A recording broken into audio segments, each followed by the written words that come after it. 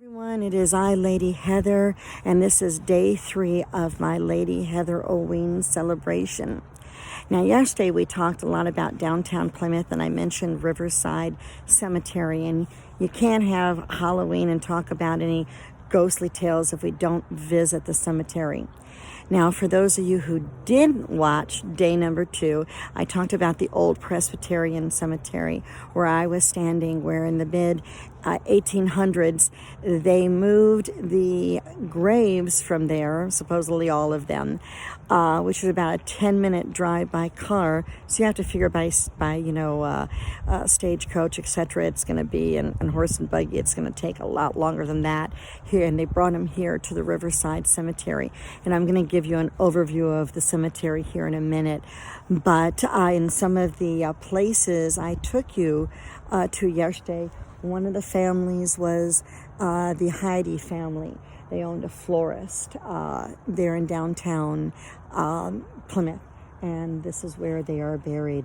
I'm going to go ahead and flip the camera around and show you some of the older parts of this cemetery. So, with that being said, okay, so I'm going to give you an overview here of Riverside Cemetery. It's a very old cemetery. You can hear the leaves kind of rustling there. And right back behind the mausoleum is a brook, or a little river that runs back there. I don't know what it is with me and old cemeteries and statues, whether it's the decay or what, but some of these, especially little angels, just, I know angels are good, but those little kid angels just kind of in horror movies just kind of freak me out.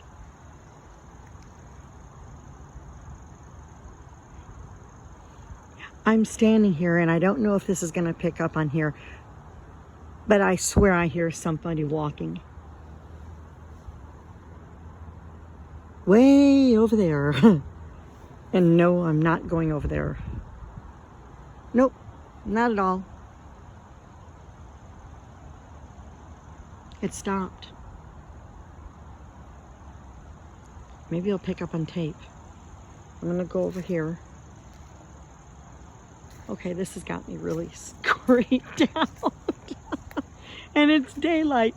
The cemetery, through the month of October, has several ghost walks and tours on here, because there's a lot of the founding fathers of Plymouth are buried here, and it's got quite a bit of history to it. But look at that statue. Let me tell you what, the temperature just like dropped where I'm at. I don't know. I'm looking all around. I swear I'm hearing things. I could have sworn I just heard someone say something right behind me. Now, you just heard me talk about those footsteps that was going back here as I was standing in front of this mausoleum. Come to find out, if you listen to day number 2 of my spooky tales, I talked about Elmer Chafee. This is his final resting place. He was one of the founding fathers of, or first investors to the Markham Air Rifle Company. So maybe that is Elmer. If it is, rest in peace, Elmer. So that was pretty interesting. we just saw his house the other day, and here we are at his by accident at his final resting place here in Riverside. And this cemetery goes on for quite a while. This is the oldest cemetery now in Plymouth. I'm going to see some of the old markers. 1868, 1825, 1887. Wow. It's so quiet and serene, and yet very eerie at the same time. For a minute there, I thought there was someone standing over there. Had a look.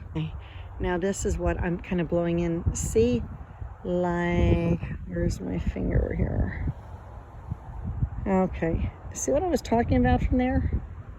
That spot right there, I could have swore that was someone standing there. I had to blow that up. It was just a marker tombstone.